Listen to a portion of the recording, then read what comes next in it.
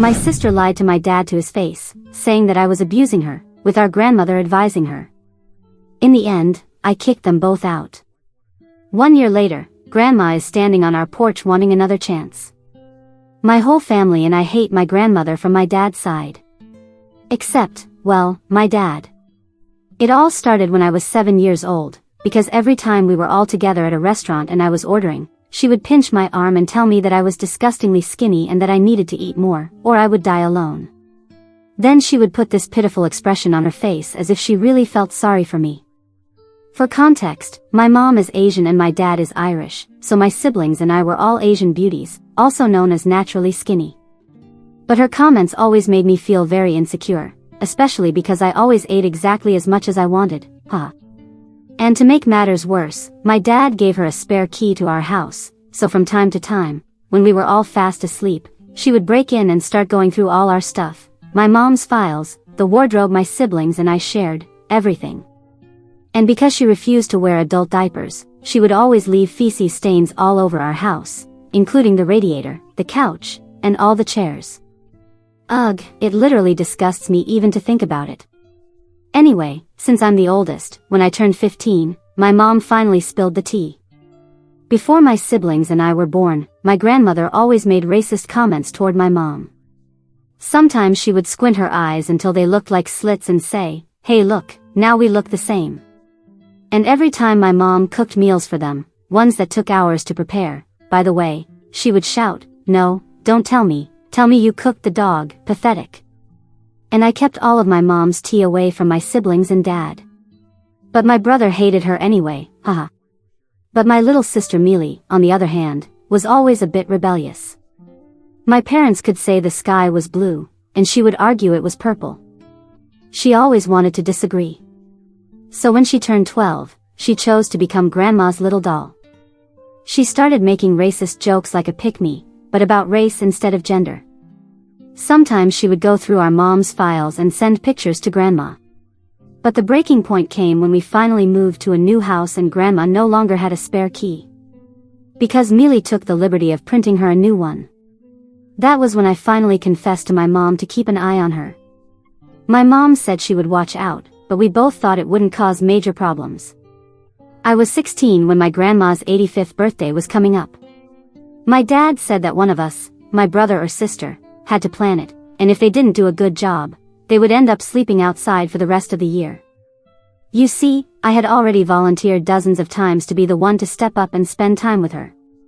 So I guess my dad wanted my siblings to put in effort too. But if you're the oldest daughter, then you understand that title means constantly doing things you don't want to do. So when Mealy came to me right after my dad left and asked if she could plan it and pretend that she was the one who did it, I immediately agreed. It was easier. So fast forward to my grandma's big day. I themed everything like St. Patrick's Day since that was the day my grandma's birthday fell on. And as you can probably imagine, she is very patriotic. I had everyone wear shirts with clovers everywhere. And for dinner, we had homemade roasted chicken with roasted potatoes and boiled carrots, a classic. As soon as the chicken came out of the oven, my sister yelled, "Ugh, I did such a good job. This chicken is amazing." I just rolled my eyes and let her have her fun. But when we sat down, my grandma started praising her. "Mealy, you really did all this for me?" Then she put her hand over her heart as if she was truly moved. "Yes, I did. You know, Tara, that's my name, was insisting that I cook Asian-style duck, but I said no." While my sister threw her head back and laughed, my dad and grandma looked at me with clenched fists. But the food was so good that they soon got distracted, and everything was fine again. Or so I thought. Because just 10 minutes later, Mealy said something that changed the entire energy of the evening. "You know, all this time Tara has been stopping me from doing things for you, Grandma. She says she's the only capable one out of the three of us." My idiot dad believed her immediately. I guess it was easier than accepting that we all hated his mother. He immediately got up and dragged me upstairs to the bedroom right in front of everyone. And just when he raised his arm to hit my butt, I screamed, "She's lying. I planned all of this." The scene froze in the air. I braced myself, wondering if he was still going to hit me. I could see the conflict in his eyes, the uncertainty. Instead, he ran out to grab Mealy. I followed them downstairs, trembling. My legs felt like they could give out at any moment. My dad confronted Mealy in front of everyone, demanding to know the truth. Mealy immediately burst into terrified tears. Tara is lying again. She always does this. She looked at Grandma for support. Her tears seemed to appear on demand, as if she had a switch behind her eyes that she could turn on whenever needed. She's always trying to make me look bad. Grandma jumped in immediately, putting her arm around Mealy. Your eldest has always been jealous of poor Mealy. I've seen it for years. She shook her head sadly, as if disappointed in me. It's that Asian blood in her that makes her cunning. The room went silent at her blatant racism. Even my dad looked uncomfortable, but he didn't correct her. My mom tried to intervene. That's not true. Tara has been, stay out of this, my dad shouted at her. This is between my daughters and me. My mom flinched at his tone but stayed silent. I could see the pain in her eyes, the familiar resignation. I couldn't believe what was happening. I had literally spent 3 days planning this. I made the shopping list, decorated everything, cooked all the food. I had blisters on my hands from kneading that bread. I held out my hands to show him, but he didn't even look. Mealy cried louder.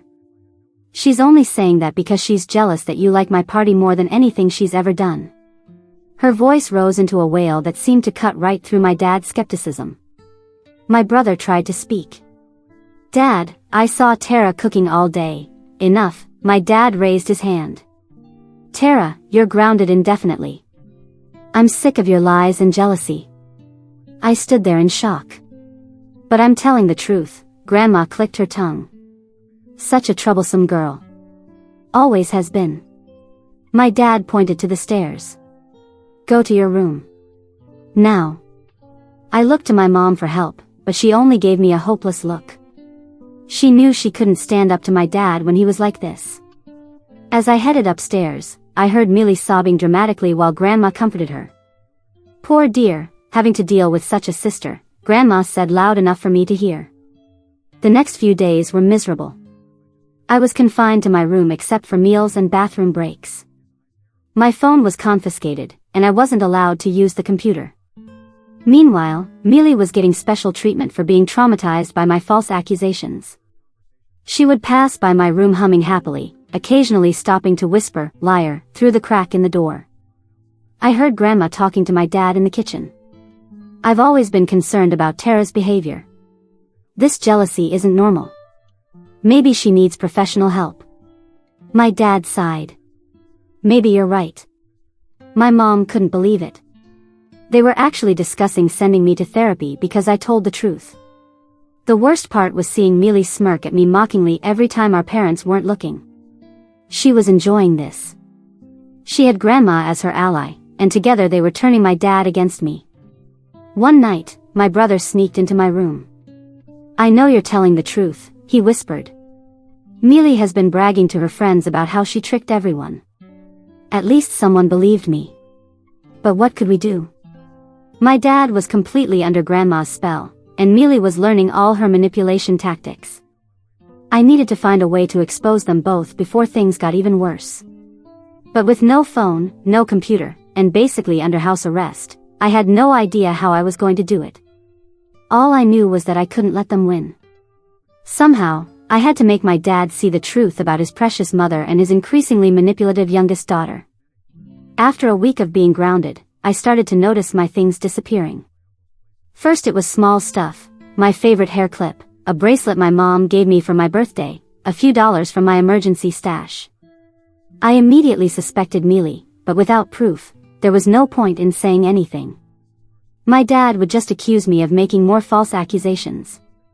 One afternoon, I was dusting the living room, one of the few times I was allowed out of my room, when I heard Mealy on the phone in the kitchen. She was speaking with that fake sweet voice she only used when she was scheming something. Yes, Grandma, I'll get more of Mom's papers for you. Tara is still grounded, so she can't stop me. She laughed. Dad totally believes me about everything now. I froze, duster in hand. Then I heard something that made my blood run cold. I know, I'll take more of Tara's things and hide them in Mom's closet. Then I'll tell Dad that Mom is stealing from her own daughter. He'll be so. The duster nearly fell from my hand. They were planning to frame my mom now. This was getting out of control. I needed to tell someone. But who would believe me? My dad was completely under their spell, and my mom was already walking on eggshells around everyone. I crept closer to the kitchen door, trying to hear more of their plan. But just as Mealy was saying something about getting rid of Mom for good, my dad came in through the front door. I quickly pretended to be dusting again. "What are you doing?" he asked, looking at me suspiciously. "Just cleaning, like you told me," I said, trying to sound casual. He grumbled and walked past me.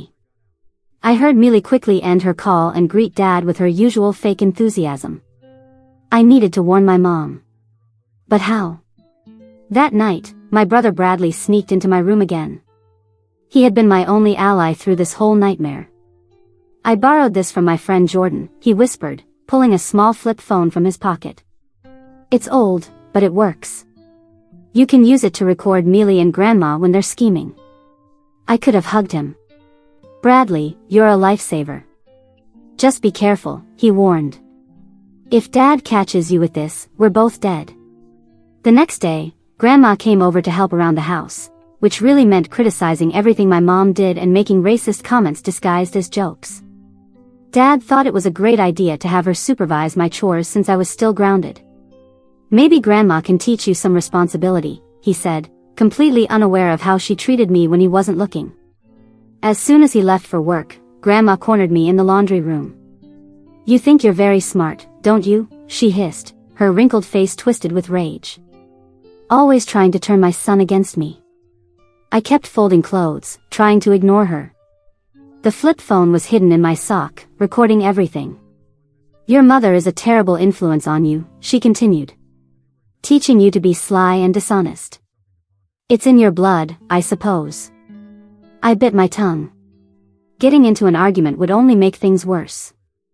"You know," she said, stepping closer, "your father is finally starting to see what I've known all along, that you're just like your foreign mother. Different. Not really part of this family." That hurt more than I wanted to admit. I had always felt trapped between two worlds, never fully belonging to either.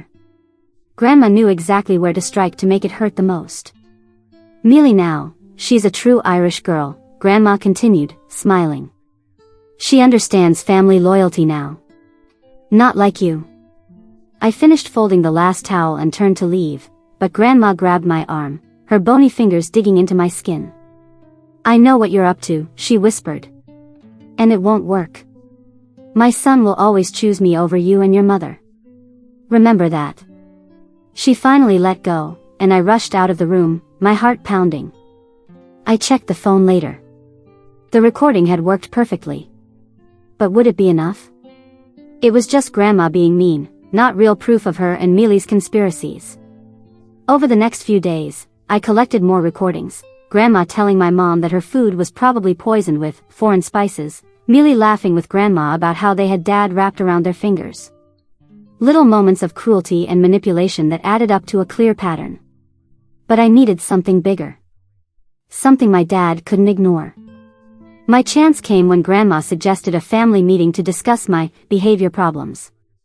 "I'm worried about Tara," she told Dad, false concern dripping from her voice. "Her jealousy of Mealy is getting worse, and the way she treats me, with no respect at all." Dad nodded solemnly. "I've noticed it too." I sat there silently boiling, the flip phone recording in my pocket. My mom tried to defend me, saying I was just going through a rough phase, but Dad immediately cut her off. "This isn't about you, May," he shouted. My mom's face fell, and she looked down at her hands in her lap. Mealy, sitting next to Grandma, had this smug little smile on her face. She was enjoying this, watching our family fall apart because of her lies. "I think Tara needs professional help," Grandma announced. "There's a place my friend's grandson went to. Very strict, very effective." My stomach dropped. They were talking about sending me to some kind of facility. "It's a bit expensive," Grandma continued, but I'd be willing to help with the cost. For my son's peace of mind. My dad actually looked grateful. Thank you, Mom. I'll look into it. I couldn't believe what I was hearing. They were planning to send me away just because I had exposed Mealy's lies. I looked at my brother, who looked as horrified as I felt. After the meeting, I retreated to my room and played back the recording. Everything was there: Grandma's manipulation, my dad's blind acceptance, Mealy's smug gloating. But would it be enough? My dad seemed so determined to believe the worst of me. The next day, I was cleaning the bathroom when I found something interesting: Mealy's diary, hidden behind the towels. I knew I shouldn't read it, but desperate times call for desperate measures. I opened it and hit the jackpot. Pages and pages of Mealy writing about how she and Grandma were working together to get rid of Mom and teach Tara a lesson. She even detailed how she had stolen my things and planted some of them in Mom's closet. I quickly took photos of the most damning pages using the flip phone. This was exactly what I needed: proof in Mealy's own handwriting. Carefully, I put the diary back exactly where I found it and finished cleaning. That night, I showed Bradley the photos and recordings I had collected. "This is insane," he whispered, scrolling through the evidence. "Mealy has completely lost it, and Grandma's just encouraging her." "I need to show Dad," I said, "but he'll never believe me unless he hears it with his own ears." Bradley thought for a moment. "What if we set a trap? Make them reveal their true colors when Dad is nearby?" It was risky, but what choice did I have? We made a plan.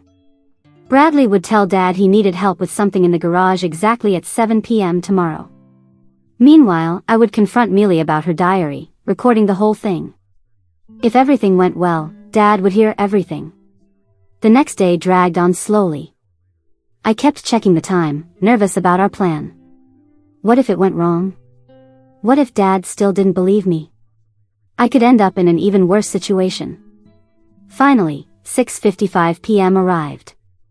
I positioned myself in the living room where I knew Mealy would be watching her favorite show. The flip phone was recording in my pocket. Bradley had gone to get Dad. "Hey, Mealy," I said casually, sitting next to her. "I found something interesting today." She barely glanced at me. "Whatever." "Your diary," I said quietly. "I know what you and Grandma are planning." That got her attention. Her head snapped toward me, eyes wide with panic, before she quickly composed herself. "I don't know what you're talking about," she said, but her voice trembled slightly. "Really? So you didn't write about stealing my things and planting them in Mom's closet? Or about how you and Grandma are trying to convince Dad to send me away?" Mealy's face turned red. "You had no right to read my private diary. And you had no right to frame me and turn Dad against me," I shot back. "Why are you doing this? What did I ever do to you?" For a second, I thought I saw a flicker of guilt in her eyes. But then it vanished, replaced by cold anger. "You've always been Mom's favorite. The perfect little Tara who gets all the attention. Well, now I have Grandma, and soon Dad will love me more too." I couldn't believe what I was hearing. "This is about attention? You're destroying our family because you're jealous?"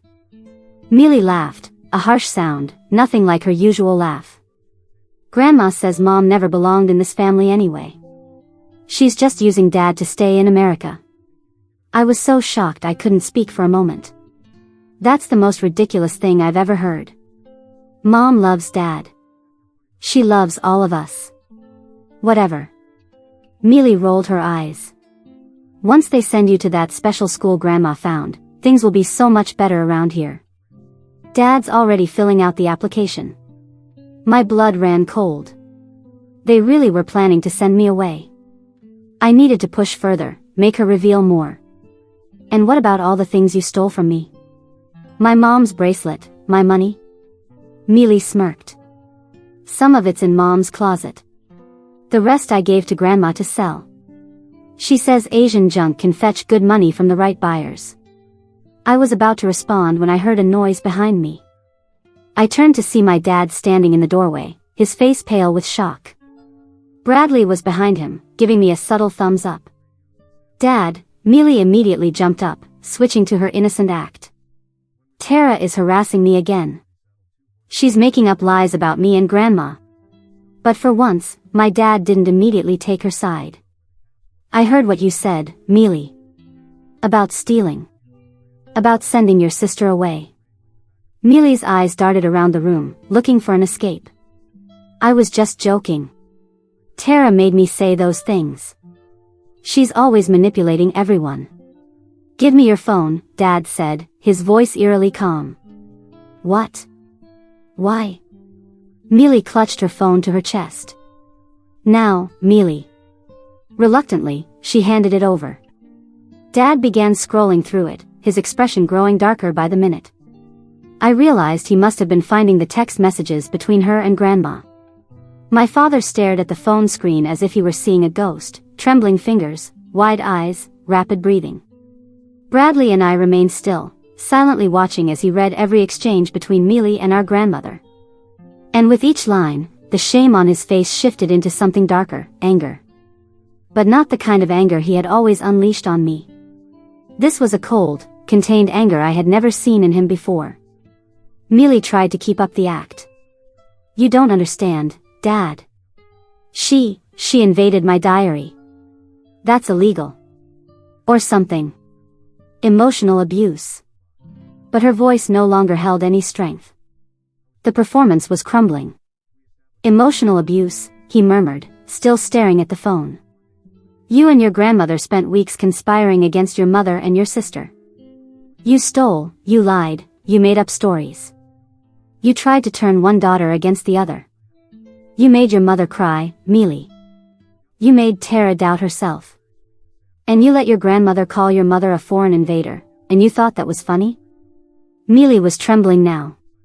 She tried to cry, but the side effect of living a life of lies is that eventually no one believes you when you fake pain. It was Grandma. She taught me everything. I just wanted to be part of the family. My father finally looked up. And you thought that meant you had to destroy your sister? The silence was suffocating. Then Grandma, who hadn't appeared in the room until that moment, emerged from the hallway. For a second, I thought she would deny everything. But no, she simply let out a long sigh and said with a small smile, You're not going to throw me out, are you, dear? After everything I've done for you? He looked at her as if he was finally seeing what the rest of us had seen for years. Everything you did for me? You destroyed my home. You poisoned my daughter. You tried to turn me into a blind monster just like you. She tried to smile. Dear, shut up, Mom. Those words fell like a hammer. I had never heard my father say that to her, never. Not when she mocked my mother, not when she invaded our home, not when she spread poison between us. He took the phone and the diary photos and left the room. For a second, I thought he was going to take a breath, clear his head. But he returned minutes later with a suitcase in his hands. You're leaving today, Mom. And Mealy, you can pack your things too. And don't you dare hide anything. I will turn this house upside down if I have to. Grandma's eyes widened. You can't do this. I'm your mother. And I'm a father. A terrible one, I admit. But no more. Not after this. Dad, you're crazy. Mealy screamed. What if it rains? Are you going to throw me out on the street? He looked at her with the coldness of someone who had finally woken up. You locked your sister in an invisible prison for weeks. And you slept peacefully. What kind of daughter does that? She ran to the stairs, screaming for help. But my mother appeared and said firmly for the first time, You will not scream in this house anymore. Grandma tried to push my mother aside, but Bradley grabbed her arm firmly. Don't touch my mother, he said, more serious than I had ever seen him. In less than an hour, they were both outside, literally. Grandma was screaming in the yard, Mealy sobbing with her phone confiscated. My father closed the door. For the first time, the house was silent. But inside, I was shattered. Even after the justice, the exposure, the revenge, the ending, the pain remained. Because what they had done to me wasn't just lies. It was abandonment. It was racism. It was injustice. And it still hurt. It still hurt. At dinner that night, no one spoke for a while, until my father broke the silence. "I'm sorry." My mother lowered her eyes. Bradley just pushed the food around his plate. And I wanted to say I forgave him. But I couldn't. He continued, "I was weak. Blind. And arrogant. And you, Tara, you were stronger than all of us put together." That sentence hit me harder than any punishment he had ever given me. For the first time, he saw me for who I was, for who I had always been. But forgiveness is not automatic, and trauma does not disappear with an apology. I needed more. And maybe I would have to find it myself, in my own way. The days that followed were strange. The house, which had once felt like a silent battlefield, now seemed like an abandoned minefield. The silence I had once wished for now bothered me. Every corner of the house echoed with memories of injustice, from the day I was dragged to my room like a criminal, from the door slamming behind me, from Mealy's laughter outside. They were gone, yes. But the damage remained. In the first week, my father tried to make up for it. He brought me my favorite ice cream, bought flowers for my mother, helped Bradley with his schoolwork, as if a bouquet and a chocolate bar could erase everything he had allowed. As if he had not called me a liar, locked me in my room, threatened to send me away. As if he had not stayed silent while his own mother said my Asian blood made me dishonest. And my mother still walked as if on glass. The difference was that now she no longer lowered her eyes. She began to respond, to use intentional silence when he tried to speak. It was a subtle punishment, but it hurt him, I could see it. But what really irritated me was the fact that Mealy was living normally. Yes, she and Grandma were out of our house, but they were together. And worse, free. Unpunished. Unashamed. Mealy kept going to school as if nothing had happened. I saw her social media through Bradley's phone, new photos of her smiling with Grandma in Great-Grandma's yard, videos of her dancing as if she were on vacation and not exiled. I was blocked from everything. She was receiving messages like, "You're so beautiful," and "You're so perfect." And worst of all, "Your sister is weird." She always was. "You're the favorite." That phrase burned inside me. I wanted justice. But more than that, I wanted her to feel what I had felt, the isolation, the desperation, the doubt of others about your sanity. I wanted Mealy to feel fear. And for that, I needed to be strategic, cold, like she had been. Bradley helped me recover some old messages she had sent to classmates, ones where she mocked my mother and said that Grandma was going to clean the family of defects. And with the help of one of my mother's friends who worked as a counselor at school, these messages were sent to the school board, the same board that was already on alert due to previous reports of bullying from other students. 2 days later, Mealy was suspended indefinitely for discriminatory behavior and hate speech. The school also notified that she would need to be evaluated by a psychoeducational team before returning. I didn't celebrate, I didn't need to. Seeing my mother on the phone with the school, being listened to and taken seriously for the first time, that was enough. When my father received the school's notification by email, he said nothing. He went to the kitchen, sat down, and stared at the sink for long minutes. "I failed all of you," he said without looking at anyone. "You, Tara. You, May. And even you, Bradley. I let myself be manipulated by my mother. By my youngest daughter. But the worst thing is, I knew. I knew something was wrong. I just didn't want to admit it. Because it was easier. My mother kept cooking as if he wasn't even there. I stayed silent because deep down, what he said was true. And hearing the truth doesn't erase the damage. It doesn't heal the trauma. But one thought consumed me: what if all of this came back? Because with people like my grandmother, the silence never lasts. And I was right. The following week, as I was coming back from school, I found my grandmother standing in front of our house with Mealy at her side. Without notice. Without asking permission.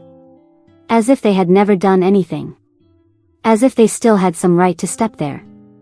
"We just want to talk, dear," Grandma said in that same fake tone as always. "Your father won't answer my calls. And Mealy, well, she's devastated by all of this. We're family." Mealy remained silent, arms crossed, bored expression, as if she were doing a huge favor by being there. "You want to talk?" I said, trying to contain my anger. "After everything you did?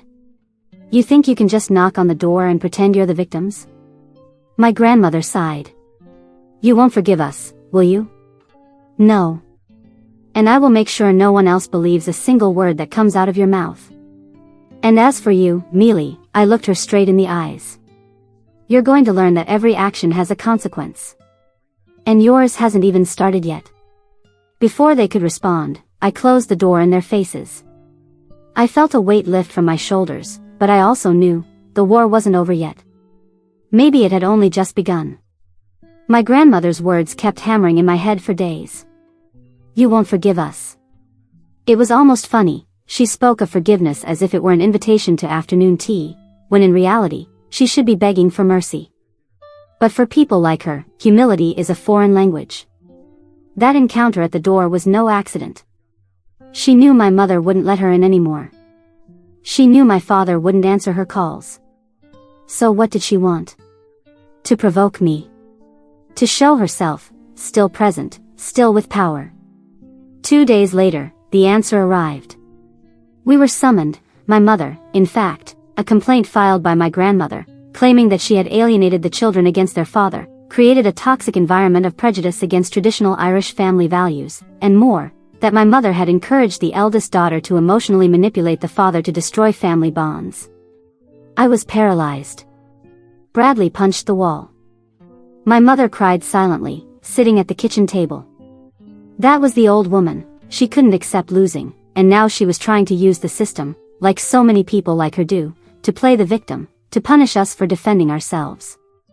But this time, I was ready. I wasn't going to let my mother fall again because of that rotten woman. And I already had everything I needed, the recordings, the photos from Mealy's diary, the screenshots of messages, the school reports. I just needed to put it all together into something undeniable. My father, to my surprise, took action. "I'm going to testify in May's favor." My mother looked up, surprised. "I let this house rot," he said, "but I won't let the woman who cared for my children suffer at my mother's hands. Not anymore." I didn't trust him 100%, but I let it go. If he truly wanted to make amends, this was the moment. On the day of the hearing, my grandmother came dressed in beige, her hair perfectly done, wearing the expression of a suffering saint. She brought Mealy, who walked in with the same superior, empty look, no trace of remorse. But this time, it wasn't just my word against theirs. It was everything. The recordings were presented. The screenshots were shown. The school sent a written statement about Mealy's suspension. And my father, with a trembling voice, admitted in front of everyone that he had been manipulated, and that my mother, far from being the cause of the conflict, had been the only thing holding the house together. Through it all, the judge read the documents, listened to the audios, and looked at my grandmother for long seconds. "Are you aware that the content of these recordings includes not only racial insults but also encouragement for a minor to lie, steal, and sabotage members of her own family?" She swallowed hard, struggling, but tried to maintain composure. "I am an old woman. All I tried to do was preserve the family's morals. You tried to destroy your own daughter-in-law and granddaughter.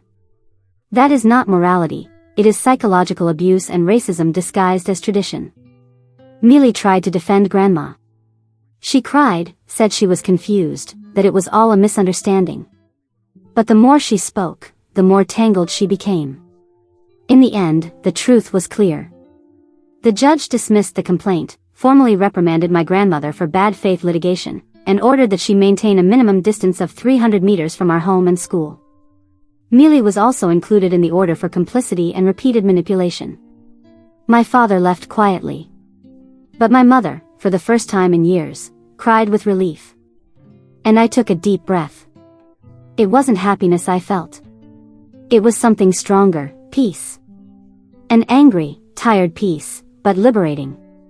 In the months that followed, my mother returned to work at the office she had left years ago. Bradley joined the school debate team. And I started therapy. Because yes, I was strong. But I was also broken. Being called a liar, manipulative, not part of the family because of my background, All of it left scars.